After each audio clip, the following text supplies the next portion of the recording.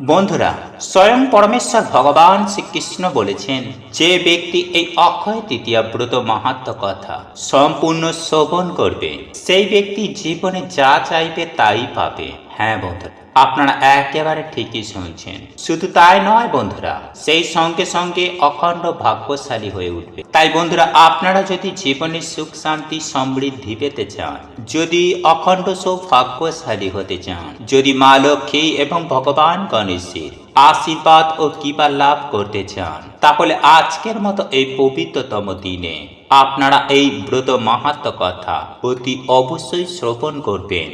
এর ফলে আপনি যেমন অখণ্ড সৌভাগ্যের অধিকারী হবে, ঠিক তেমনি আপনারা প্রত্যেকটা কর্মে সাফল্য পাবেন।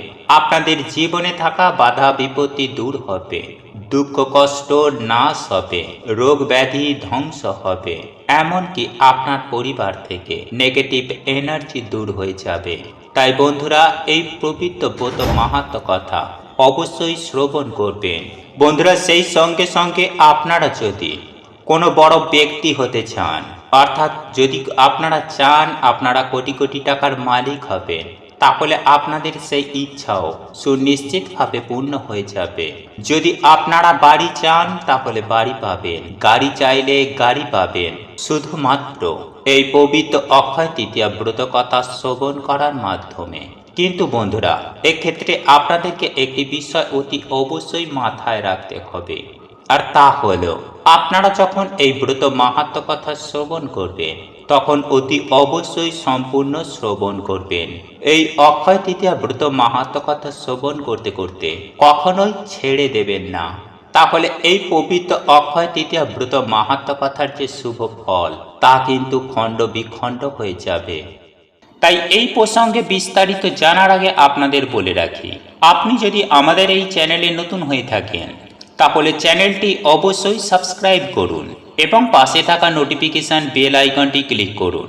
কারণ আমি বিভিন্ন প্রকার তন্ত্র মন্ত্র বশীকরণ, টোটকা বাস্তু টিপস, জ্যোতিষশাস্ত্র, পুজো আরাধনা এবং ব্ল্যাক ম্যাজিক করা নিয়ে নিত্য নতুন ভিডিও আপলোড করে থাকি, যা প্রয়োগ করার মাধ্যমে আপনার জীবনে থাকা সকল প্রকার সমস্যার সমাধান হয়ে যাবে। চলুন এইবার পবিত্র অক্ষয় তৃতীয়া ব্রত মাহাত্ম কথা শ্রবণ করে নেওয়া যাক।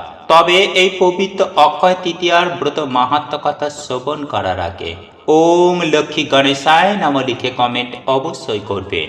বন্ধুরা, কুরুক্ষেত্রের যুদ্ধ সবে শেষ হয়েছে, ধর্মরাজ্যের প্রতিষ্ঠা হয়েছে ভারতবর্ষে, কিন্তু সিংহাসনে বসেও মনে শান্তি নেই মহারাজ যুধিষ্ঠিরের।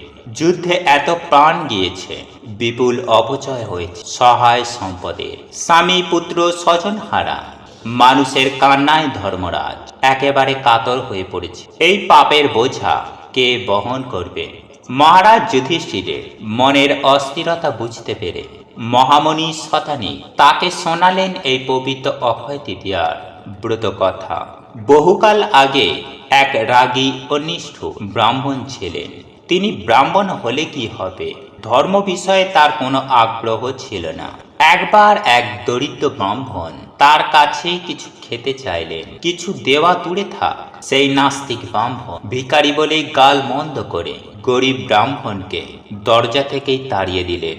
ক্ষুধা তৃষ্ণায় কাতর সেই ব্রাহ্মণ অপমানিত হয়ে চলে যাচ্ছিলেন, কিন্তু সেই সময় তার পথ রুদ্ধ করে দাঁড়ালেন ব্রাহ্মণী সুশীলা। অতিথির কাছে ক্ষমা চেয়ে তিনি বললেন, ভর দুপুরে অতিথি রুষ্ট ও অপমানিত হয়ে ফিরে গেলে সংসারের অমঙ্গল হবে, গৃহে সুখ শান্তি সমৃদ্ধি আর থাকবে না। তাই দরিদ্র ব্রাহ্মণকে তিনি বললেন, আপনি এখানেই অন্ন জল গ্রহণ করবেন, আপনার কোথাও যাবার প্রয়োজন নেই। ব্রাহ্মণ পত্নী অতিথি ভিক্ষুকের সামনে ঠান্ডা জল এবং অন্ন ব্যঞ্জন পরিবেশন করলেন। মধ্যাহ্ন ভোজের শেষে যাবার আগে সন্তুষ্ট ব্রাহ্মণ সুশীলাকে আশীর্বাদ করে বললেন যে, তোমার এই অন্ন জল দান হোক অক্ষয় দান।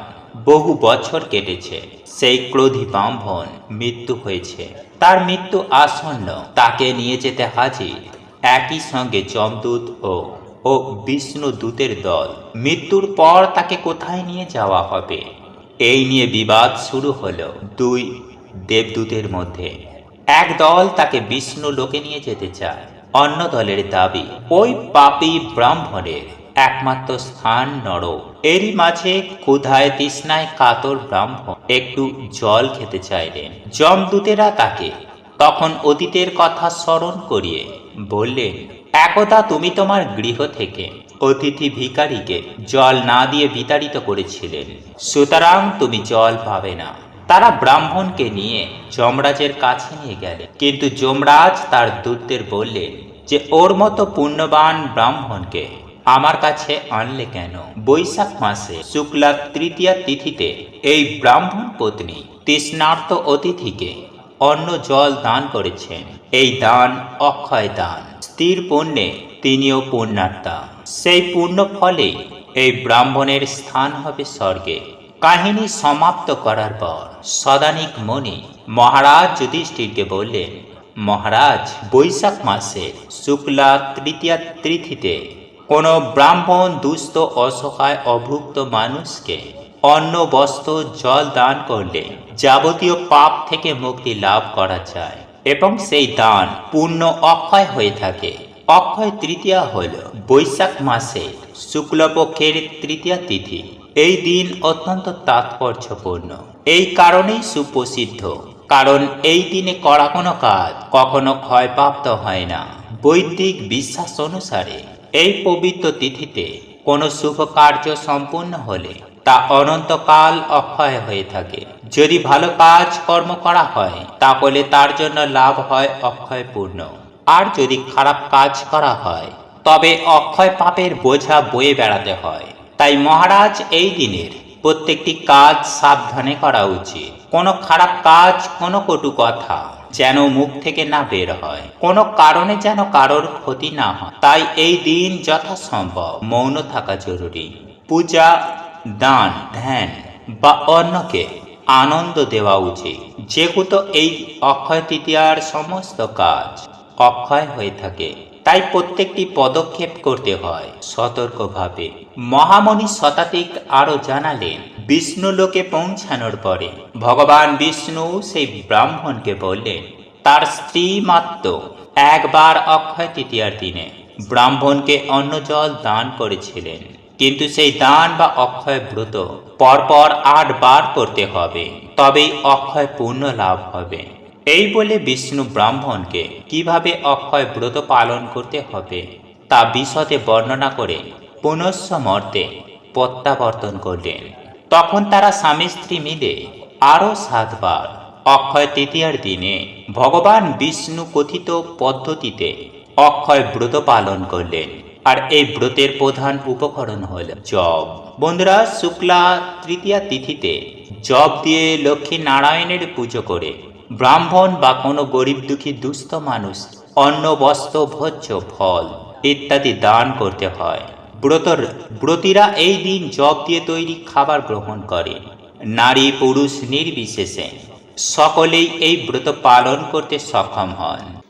বন্ধুরা, আপনাদের এই ভিডিওটি যদি পছন্দ হয়ে থাকে তাহলে ভিডিওটি লাইক করুন, কমেন্ট করুন এবং বন্ধুদের সাথে শেয়ার অবশ্যই করুন।